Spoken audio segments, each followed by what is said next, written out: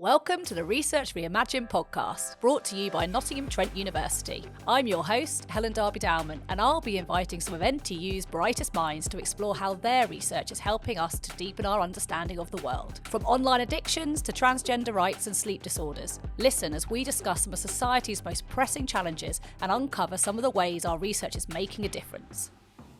It's natural to feel a little bit low after the festive season. And for many of us, January brings short days, icy temperatures, and a long wait for payday. It's no surprise that the most depressing day is in January. And when people around you are feeling down too, it can be really hard to shake the January blues. In today's episode, we're going to be talking to Associate Professor Dr. Daria Kuss, a chartered psychologist who is going to be giving us some helpful tips to survive January and enjoy a brighter start to the year. Happy New Year, Daria. Thank you so much for joining us today. Well, Happy New Year to you, and thank you for having me. So firstly, let's talk about the January blues. What are they? And is it a real thing? Well, the January blues is something that people can experience at the beginning of the new year, after all the festivities of Christmas have finished, once they are actually coming back to work, once their holidays have finished, and people might actually think that, getting back to everyday life might be a little bit miserable. There is not so much to do, not so much nice things to look forward to, and for that reason, some people can feel a little bit moody, a little bit irritable, and may need some nice things in their lives to pick themselves up again. There's a lot of talk around this time of year about seasonal affective disorder. Can you tell us a little bit more about that and how it affects us? Seasonal affective disorder is a condition that affects a number of people, especially during the winter months, where because of the limited daylight, because of it being dark and cold out there, people may feel a little bit more miserable. They may experience symptoms traditionally associated with depression, low mood, low energy, overeating, undereating, a lot of those sorts of things that many of us would experience during the winter months. It's a bit of an extreme hibernation mode. Seasonal affective disorder, however, for some people can be particularly severe in such a way that they may require support in order to feel better. The kind of support that is available is cognitive behavior therapy, talking therapies. For some individuals, medication may be required. And of course, there are also some home remedies that you can use in order to improve how you're feeling, to increase your energy levels. Recent research has connected vitamin D or the lack of vitamin D to seasonal affective disorder. Vitamin D is the sunshine hormone. It's produced by our bodies when we're exposed to sunlight. And given that in the wintertime, especially in this country, there's very limited sunlight, all of us are often really having limited amounts of vitamin D. So supplementation in the form of additional vitamin D taken as food supplements can be helpful. And then, of course, recommendations are to try and engage positively with your outside environment, connect with other people, be grateful. You can learn new skills. This is also something that will help you feel better in the winter period. And of course, also trying to be as healthy as you can in terms of the food, the nutrition that you're having, and the rest periods that you're getting. So with the cost of living crisis, is that going to impact more of this January blues feeling? I think the cost of living crisis, unfortunately, will impact people in this country detrimentally, especially within the winter period. However, there are also positives to the situation. We can think about the fact that actually this has been the first Christmas without restrictions. We have been able to be together with our friends and families without actually having to think about how many people we're going to see. We are not restricted in terms of getting together with people. And really, from a social connection point of view, from a psychological point of view, these social connections are fundamental to our mental health and well-being. So we can always positively reframe the situation we find ourselves in. And from that point of view, the cost of living crisis perhaps loses some of its significance. We see so much now about mental health and mental health awareness in the media, on social media, and that awareness is just there, so much more. Is there something about setting positive and achievable New Year's resolutions that will help with our mental and physical well-being throughout the year? Positive and achievable resolutions for the year ahead are certainly going to be very beneficial for our mental health and well-being. And those kinds of resolutions can be very fundamental resolutions. Connection with the world around you, with your social environment, is one of the fundamental things. Making time in your diary to see your friends, to speak to family members, even though you might be tired, even though you've got too much work to do. I think this is one of the key things that we can do to make ourselves feel better. As humans, we need social connection. In addition to this, what will be very important as a resolution is to ensure that we make time for ourselves, that we take time out of our busy days to ensure that we can reconnect with ourselves, have some time for solitude, perhaps, being able to reflect on your day, be able to reflect on your week, spend time with your partner, being able to reconnect with them as well, and reconnecting with your body as well, being active, going for walks, going for a run, whatever you like to do, being active to be able to feel your body and to be able to really go back to the fundamentals, our social well-being, our physical well-being, and this will certainly improve our mental health and emotional well-being as well. I always think that people, when they set New Year's resolutions, often they're thinking about January. They're not thinking about July, August, September, November. Can it be a very much a now thing rather than a long term resolution? January tends to be the month where a lot of the new resolutions come up.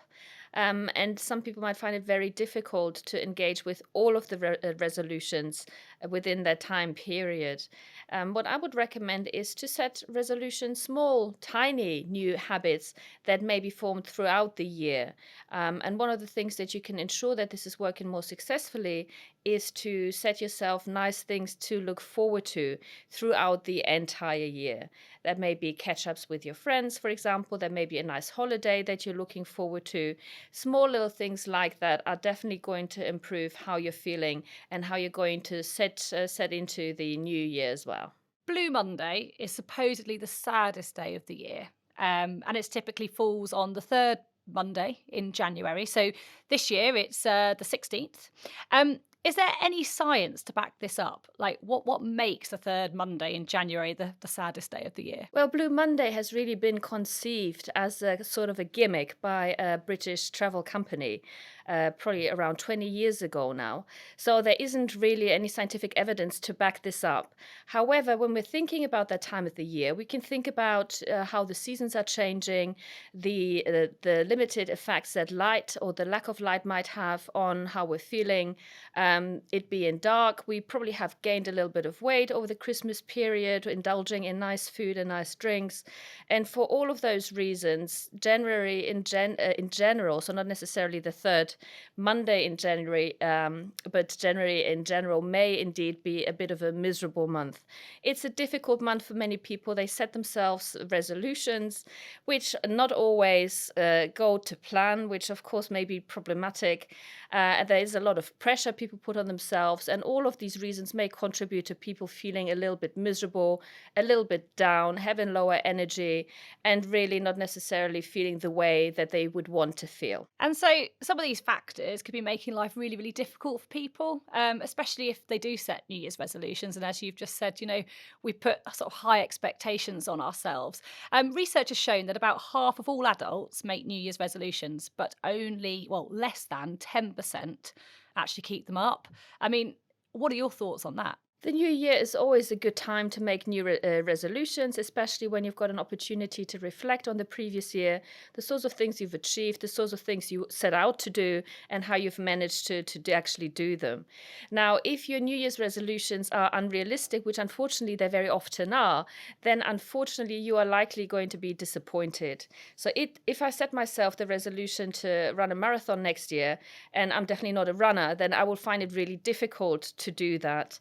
What I would recommend for people to do is to perhaps create tiny habits, as has been recommended by some researchers, where rather than setting a massive goal like running a full marathon, perhaps I just want to go for more regular walks in the beginning, and then I may gradually be able to increase the amount of time that I'm spending being active in nature. And being able to using these tiny habits rather than massive goals is significantly more realistic. We will have the rewarding moments, which are really crucial to keep the positive things going in our lives. And perhaps eventually I will actually be able to run that marathon after all. We get to New Year, we've all got to set a New Year's resolution. You're with a group of people on New Year's Eve, and people get a bit stumped and they go, all right, I'll do this. And they do the same thing year on year. Is that quite a common situation? I think setting New Year's resolutions is a thing that society generally does, especially when you're surrounded by other people doing that. You're surrounded by media telling you this is what you're supposed to be doing. You're supposed to get fit and healthy, look after yourself after a period of overindulgence, of being perhaps a little bit too comfortable in front of the television, etc. I think what is good about this is the fact that if you've got this social environment where together with your family and friends you're setting resolutions and you can hold each other accountable, then you are actually more likely to be able to meet those resolutions. So perhaps if you were to set small resolutions together, then this is actually a good thing for you. I know one of your areas of research, Daria, is online behaviour. And as you've mentioned, some of our listeners may be looking to cut down on stuff and perhaps spending less time on our phones and on social media. I mean, why do we struggle so much with our phones and with social media to cut back on those things? Well, using technology, using social media, using our smartphones, this has become habitual. We very often use them in any kind of moment where we've got time to ourselves. If we're waiting in a queue for a bus, waiting in a queue in a supermarket, etc., we'll pick up our phones, check our emails, check our messages. So any kind of moment needs to be used nowadays, so at least we've got that kind of an impression. And if over time these behaviors become habituated, then that's just simply what you do. This is how you lead your life. And it may become a little bit difficult to dehabitualize yourself, to try and actually change your behaviors. But it's not impossible. There are a number of things that you can do in order to perhaps use the technology a little bit less. Mindful awareness of your environment is certainly something that I would encourage people to have, rather than looking at your phone, staring at your phone, scrolling through your social media channels. Perhaps you want to have a look around. Perhaps you want to see what you can notice: different colors, different people. You notice the world around you, and this is actually a very healthy thing that you can do. Plus, of course, you can have a number of recommendations in terms of how to use technology. One of the things that I would say is to put the phone away when you're working, when you're at home. If you have it on your desk, then of course we know from research this may already inhibit your attention. It's going to detrimentally impact your attention, even if you're not actually actively using it. Put it in your pocket, put it in your bag, put it away out of sight, out of mind. It actually works. A lot of those very small recommendations can make a big difference to your behaviors and how you're feeling as a consequence. I would also recommend having technology-free times during the day. So, for example, dinner times, where the whole family puts their phones away and you can actually have a proper conversation for once. I think, the practice of having traditional conversations is something that unfortunately is often neglected in the home environment. And the final thing would be to have technology free zones in the house. So, for example, the bedroom. So, rather than scrolling through your phone at night when you're trying to go to sleep, perhaps put that phone in a different room and instead read a book. And you will see that with those small changes in life, your mental health and well being can be significantly improved. So you mentioned, the importance of perhaps doing it as a family or making sure that we have those periods of time where we take our phones away. Um, Going back a little bit to the whole New Year's resolution and setting new sort of targets for yourself, is there quite an importance in doing that with other people and kind of getting that secondary kind of backup of somebody else is doing it with you? Because I know myself, if I try and eat healthily and my husband's sitting there with a Mars bar, it's incredibly difficult. I'm very, very quickly tempted. Is there something around that we should be looking at doing things together? Doing things together is definitely going to make things significantly easier.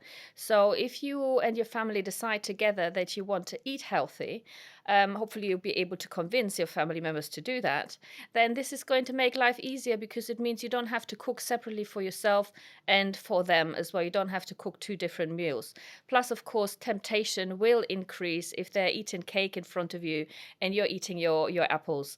So, of course, yes, if you were to make decisions together, it's going to be significantly easier to stick by them. And also, if you want to ditch any unhealthy behavior, such as smoking, for example, if you quit smoking, but your partner isn't willing to do that, this is again going to really lead to temptation and is going to make it more difficult for you. But if you've got a body like this, somebody who shares your resolutions and who's willing to support you with your resolutions, this is going to make the resolution significantly more achievable and much more realistic. The same holds for being active, going to the gym, having a gym buddy, for example. You can hold each other accountable, and this may lead to more successful results. Do you keep New Year's resolutions yourself? I think my main resolution for the new year is really to have a healthy balance in life, a work-life balance where I can work what I need to do the things that I need to do, but at the same time, I'm able to spend enough time with family and friends, spend time in nature in order to recharge, in order to re-energize. And I think this is something that I would recommend for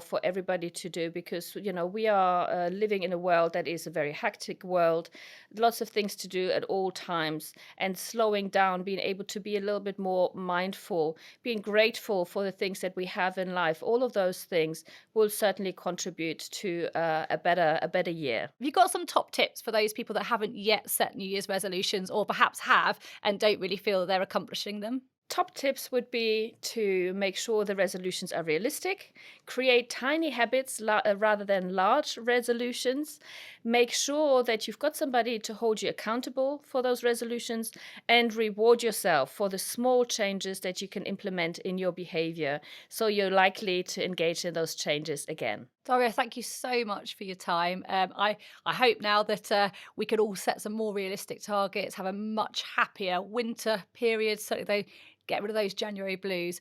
Thank you so much for your time. Thank you for having me. If you'd like to find out more about Daria's work, you can find her on Twitter at Dr_Kuss, and you can find out more in the episode description. You've been listening to the Research Reimagined podcast by Nottingham Trent University. For all of the latest news from the research community at NTU, follow us on Twitter at NTU_research or sign up to our research newsletter by visiting ntu.ac.uk/research. Thanks for listening.